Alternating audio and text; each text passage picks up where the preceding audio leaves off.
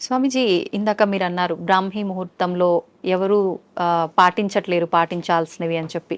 నిజంగా మన సనాతన ధర్మమే చాలా గొప్పది. అందులో బ్రాహ్మీ ముహూర్తం గురించి చాలా గొప్పగా చెప్పారు మీలాంటి పెద్దవాళ్ళు కూడా. ఎందుకు అంత గొప్పతనం బ్రాహ్మీ ముహూర్తానికి? ఫస్ట్ లేచినాక మలమూత్ర విసర్జన చేసేయాలి. 3:30, 4 ఓకే. 15-20 మినిట్స్ ఆ పని. వీళ్ళాక శుభ్రంగా స్నానం చేయాలి. బాహ్యంగా మనం ఎంత శుద్ధం చేసుకున్నా 1 గ్రాము ఇక్కడ, 1 గ్రాము ఇక్కడ, 1 గ్రాము ఇక్కడ, 10 గ్రాములు మైనస్ ఉంటుంది. ఓకే. బట్ బాహ్య శుద్ధి నేను స్నానం చేసినప్పుడు అంతర్శుద్ధి కూడా ఆటోమేటిక్ గా కలుగుతుంది. Okay. Now I am cure, I am pure అన్న భావన ఇక్కడ వచ్చినప్పుడు ఆ భావన ఇన్నర్ కు కూడా తగులుతుంది. అవును. ఆ బ్రహ్మముహూర్త టైంలో మీకు సౌండ్స్ ఎక్కడ ఉండవు, ప్రశాంతంగా ఉంటుంది. ఇంకా పక్షులు లేచి కిలకిలా రావాలకు కూడా చేయవు. ప్రకృతి అంతా ప్రశాంతమైన తపస్థితిలో ఉన్న స్థితిలో ఉంటుంది. ఆ వైబ్రేషన్స్ హిమాలయాలలో జపాలు తపాలు చేసుకుంటున్న వాళ్ళ వైబ్రేషన్స్ అంతా ఆ గాలిలో కలిసి ఉంటాయి. ఓకే. దాంతో మనం కూడా కూర్చొని ప్యూరిఫై అయ్యి ఏదో ఒక సాధన గురువు చెప్పింది, ఇదంతా ఏది లేదు. పత్రి చెప్పినట్లు శ్వాస మీద ధ్యాస, సంథింగ్ ఏది ఆలోచన లేకుండా కూర్చుంటే ఒక మనిషి ఒక దినంలో ఇప్పుడున్న పరిస్థితుల్లో ఇది అది అంటూ 60,000 ఆలోచనలు చేస్తాడు. సముద్రంలో అలలన్నా ఏ పొద్దున్నా అలసిపోయి గమ్మనైతాయేమో కానీ ఈ మనోతరంగాలు అలవడం లేదు. One after one. ఈవెన్ మీరు నిద్రపోయినా నిద్రలో 5 గంటల సేపు మనసే పనిచేసి కలలు చూపిస్తుంది. ఆ 1 గంట సౌండ్ స్లీప్. అది మన నిజమైన తత్వం. అక్కడ మనం ఆత్మతత్వంలో ఉన్నాం. బట్ ఆత్మతత్వంలో ఉన్న మన సంగతి మనకు అప్పుడు తెలీదు. లేచిన తర్వాత I had a sound sleep అంటాను. సో ఈ సాధన ఉపాసనలు మన పెద్దవాళ్ళు నువ్వు మేలుకొని సుషుప్తి స్థితిలోకి పో అనేదానికి ఈ సాధనలు వ్యవహారాలు. ఓకే. అయితే ఇప్పుడు సాధనలు ఇవన్నీ చేయలేని వాళ్ళు, నార్మల్ వాళ్ళు ఇప్పుడు బ్రాహ్మీ ముహూర్తంలో ఇలాంటి పనులు చేయాలి, అలాంటి పనులు చేయాలి, అసలు కరెక్ట్ బ్రాహ్మీ ముహూర్తం అంటే ఏ సమయం నుంచి ఏ సమయం వరకు? అదే చెప్పాను కదా, 3 to 3:45 దేవతల టైం. ఓకే. 3:45 to 4:45 ఋషుల టైం. 4:45 to 5:45 మానవుల టైం. ఓకే. ఆఫ్టర్ దట్ రాక్షసుల టైం అని అంట. ఇప్పుడు ప్రతి ఒక్కరూ రాక్షసుల టైంలోనే అన్ని స్నానాలు. సూర్యోదయం అప్పుడు ఆ అరుణ కిరణాలు అని వస్తాయి కదా, దాంట్లో ఎన్నో రకాల మనకు ఆరోగ్యాన్ని ఉత్తేజాన్ని కలిగించే వేవ్స్ ఉంటాయి. అల్ట్రావైలెట్, ఇన్ఫ్రారెడ్, ఎలక్ట్రోమాగ్నెటిక్, దానికి ఏమో ఇప్పుడు ఈ పేర్లన్నీ పెట్టారు. అప్పుడు సూర్యుని 7 వర్ణాలకు కలుపుకొని దాంట్లో తెలుపులో 7 వర్ణాలు ఉన్నాయని మన వాళ్ళు గుర్తించి చేస్తాడు ఆ సాధన, వర్ణ సాధన. ఇప్పుడు అదే కలర్ థెరపీ అని మళ్ళీ బయటకు వచ్చింది. రంగు బాటళ్ళలో నీళ్లు పెట్టి సూర్యుడి దగ్గర పెట్టి బయట ఎండలో 7 రోజులు అట్లా పెట్టిన నీళ్లు తాగితే ఆ కలర్ కు సంబంధించిన జబ్బు ఉన్న వాళ్ళకి క్యూర్ అవుతారు. ఒక్క సూర్యుడు ఆరోగ్య ప్రదాత అని మన వాళ్ళు చెప్పారు. దాంట్లో నుంచే ఇన్ని వస్తున్నాయి.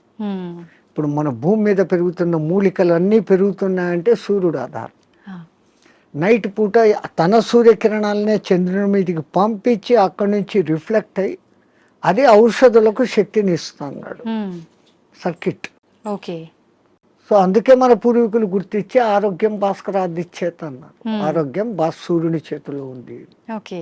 స్వామిజీ, ప్రాణాయామం ఇది చేసే వాళ్ళు ఎక్కువ కాలం జీవించే అవకాశం ఉంటుందంటారు కదా? 100%.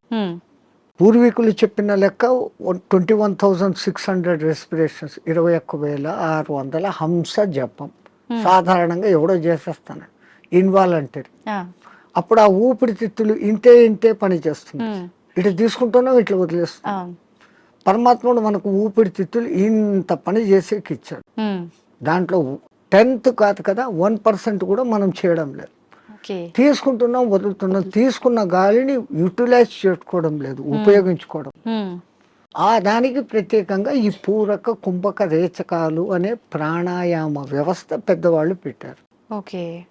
సంపూర్ణంగా ఊపిరితిత్తులు నిండేంతగా దీర్ఘంగా శ్వాస తీసుకొని ముక్కులు మూసేస్తాం.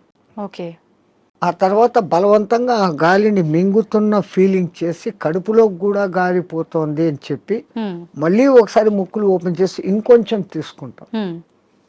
అంత గాలి తీసుకొని మన కెపాసిటీని బట్టి 30 సెకండ్స్ 40 సెకండ్స్తో ఆరంభించి నెలలు సంవత్సరాలు గడిచేసరికి 2 మినిట్స్ 2.5 మినిట్స్ వరకు ఆ కుంభకంలో ఉంచినప్పుడు తీసుకున్న గాలి మొత్తం యూటిలైజ్ అయ్యి కణాలు ఇడిచిన కార్బన్ డైఆక్సైడ్ అంతా వచ్చి బయటకు వచ్చేస్తుంది. అది రేచకం. ఈ విధంగా చేయడంలో మనకు శాస్త్రజ్ఞులు మన ఆ పూర్వీక శాస్త్రజ్ఞులు చెప్పింది ఇడా పింగళ అనేది సూర్య చంద్ర నాడులు. ఒక ముక్కు ద్వారా చల్లని గాలి బాడీలోకి వస్తుంది, ఒక ముక్కు ద్వారా వేడి.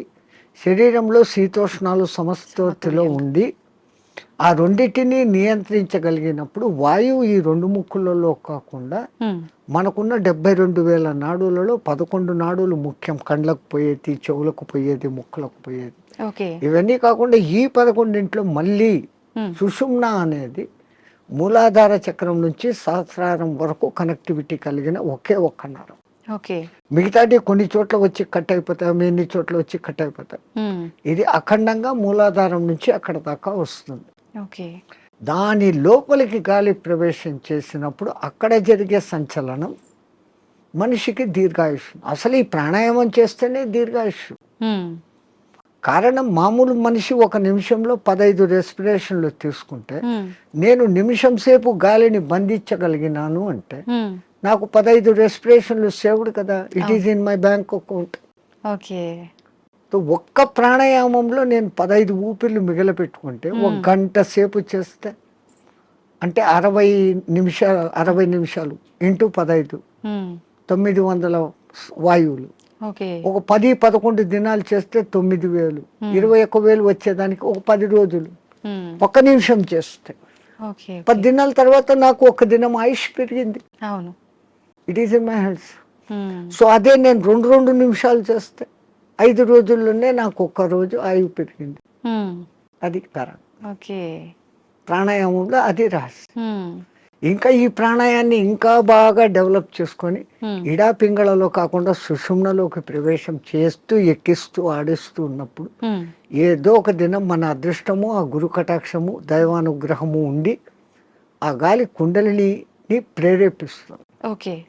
ఒక్కసారి కుండలిని ప్రేరణ చేసినాక ఈ ఆత్మతత్వం ఏం, సృష్టి రహస్యం ఏం, పరమాత్మ ఏం, నేను ఏం అన్న సంగతి వాడికే తెలిసిపోతుంది. ఇంకా అది బయటికి చెప్పుకునేందుకు కానీ ఆనంద స్థితిలోకి వాడు ఉంటాడు ఆ సాధకుడు. ఇది మామూలు వాళ్ళకి సాధ్యపడుతుందా స్వామీజీ? ఎవరికైనా పశుపక్షాదులకు కూడా దేవుడు ఆ కుండలిని శక్తి ఇచ్చాడు. ఇప్పుడు ఈ మా ఫిజికల్ బాడీ తయారీలో మెదడు, చేతులు, కాళ్ళు, రెక్కలు, ఇంటర్నల్ ఆర్గాన్స్, గుండె, ఊపిరితిత్తులు అని మీకు ఫిజికల్గా ఎట్లా కనపడుతున్నాయో కనపడని అంగాలు షట్చక్రాలు అనేటివి, నాడులు అనేటివి అవి విశ్వశక్తి ప్రసారకాలు. నరాలలో రక్త ప్రసరణ, ఆక్సిడేషన్ ఇది జరుగుతుంది. మన వాళ్ళు ఈ 2 రకాలుగా చూశారు. అది వ్యవహారం. అక్కడ ఆ తేడాను గమనించి వాళ్ళు ఆ సాధనాలు చేశారు.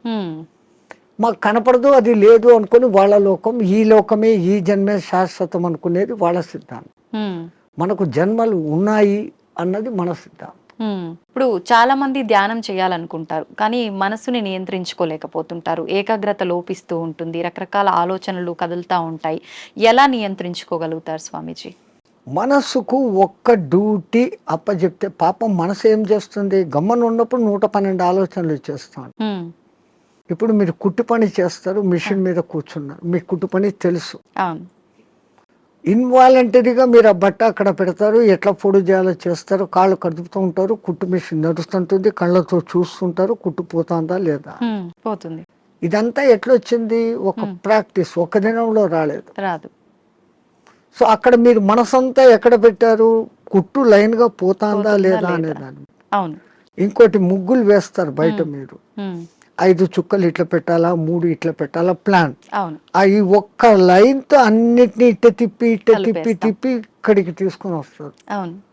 మీ ఆంధ్రాలో రథం ముగ్గు అని వేస్తారు, అన్ని చుక్కలను ఒక్క లైన్ తో కలుపుతారు.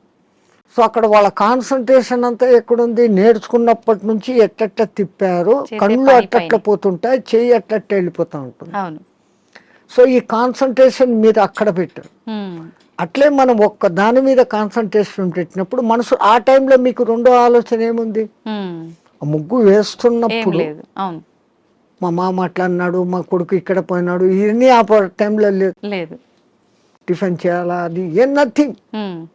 సో అక్కడ ఐడియల్ అయిపోయింది. ఆ.